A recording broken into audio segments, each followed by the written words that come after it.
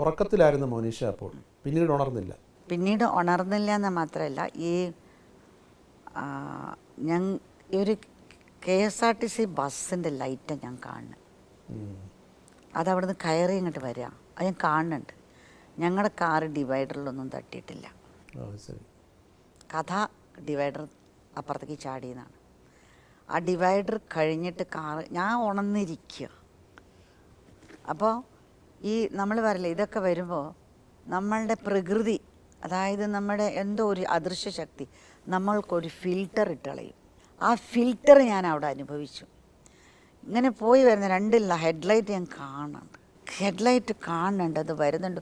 ഒരു ശബ്ദം കേൾക്കുമ്പോഴേക്കും എൻ്റെ ഞാനിരിക്കുന്ന ഡോറ് തുറന്ന് ഞാൻ എത്രയോ ദൂരം ഫ്ലൈ ചെയ്ത് പോയി കിടക്കുക.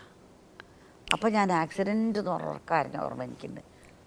അപ്പോഴേക്ക് ഈ കാറിനെ ബസ് കൊണ്ടുപോയി, തിരിച്ചു കൊണ്ടുപോയി അപ്പുറത്ത് കൂടി. ബസ് മുമ്പിലേക്ക് കടന്നിട്ട് കാറിൻ്റെ ഡിക്കി ഞാൻ നോക്കുമ്പോൾ ഡിക്കി മാത്രം ഞാൻ കാണുന്നത്. അപ്പോഴും ഞാൻ ഓടുന്ന സമയത്താണ് എൻ്റെ 2 കാലും പൊട്ടിയതാണ്. ഞാൻ ആകെ I was drenched in water, like വാട്ടറല്ല ബ്ലഡായിരുന്നു, എനിക്കറിയില്ലായിരുന്നു. ഓടിയപ്പോൾ ഓട്ടോറിക്ഷ. മനുഷ്യ സ്നേഹം എന്താണെന്ന് ഞാൻ അവിടെ അനുഭവിച്ചത്.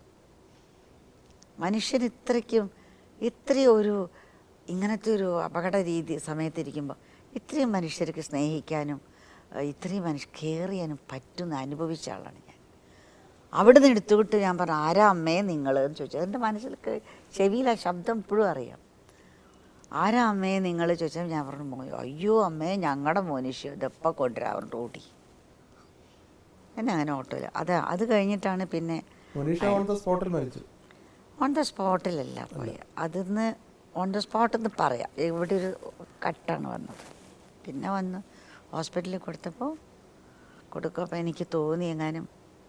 അപ്പം ഞാൻ ഉണർത്താൻ നോക്കാം. അപ്പം ഞാനിങ്ങനെ നനഞ്ഞ് കിടക്കണം. പിന്നെ എനിക്ക് മനസ്സിലായി ഇത് എന്തായി സാധനം. അപ്പം പിന്നെ എൻ്റെ പെട്ടി യൂഷ്വൽ പോലീസുകാരൊക്കെ ഭയങ്കര സഹകരണമായിരുന്നു കേട്ടോ, ആ മനുഷ്യരുടെ, ആ നാട്ടുകാരുടെയും ഡോക്ടേഴ്സിൻ്റെയും ഒക്കെ. അപ്പോൾ ഞാൻ നോക്കിയപ്പോൾ എനിക്ക് മനസ്സിലായി ഇത് പോവാൻ. അപ്പോൾ ഒന്നും പറയാൻ പറ്റില്ല. ഞാൻ കുറേ അമ്മേൻ്റെ മാമ്മയുടെ മുഖത്തേക്ക് നോക്ക് എന്നൊക്കെ പറയുന്നുണ്ട്. ഞാൻ അവർ ശ്രദ്ധിക്കുന്നുണ്ടോ? അത് ബോധമുണ്ടോ? ബോധം ഉണ്ടാവാൻ പറ്റില്ല. നമ്മുടെ ഒരു എറ്റി അങ്ങനെ അത്രേ ഉള്ളൂ. ദൈവം അതുപോലും ഒരു സ്ക്രീം പോലും ഉണ്ടാക്കാൻ പറ്റിയില്ല. അത്രയും ഭഗവാൻ അങ്ങനെ. പിന്നേക്ക് എന്നെ മറ്റുള്ളവരൊക്കെ പറഞ്ഞിട്ടില്ല. ഞാൻ കണ്ടു. ഞാൻ അപ്പോൾ തന്നെ ഫാസലിൻ്റെ നമ്പർ കൊടുത്തു. അപ്പം തന്നെ ഞാൻ ഹോസ്പിറ്റലിൽ കൊടുത്ത നമ്പർ ഫാസലിൻ്റെ, എൻ്റെ വീട്ടിലെ നമ്പർ. ലോക്കലായിട്ട് എനിക്ക് ഫാസലിൻ്റെ ഓർമ്മ വന്നത്. എനിക്കറിയില്ല അതൊക്കെ എങ്ങനെ, എനിക്കാണെങ്കിൽ ഒന്നും ഓർമ്മയില്ല. അങ്ങനെ ഞാൻ ഈ നമ്പറുകൾ കൊടുത്തു. എൻ്റെ ഉണ്ണേടൻ്റെ നമ്പർ, എൻ്റെ അവിടുത്തെ ഡോക്ടറുടെ നമ്പർ, അത്ര തന്നെ. ജീവിതത്തിൻ്റെ ഒരു ഘട്ടം അവിടെ അവസാനിക്കുകയാണ്. അവിടെ നമ്മളെ ഒരു വാഹനത്തിൽ തിരിക്കുകയാണ്. ആ സ്റ്റിയറിംഗ് അങ്ങോട്ട് തിരിച്ചു, വേറെ വഴിക്ക് കൊണ്ടുപോയി.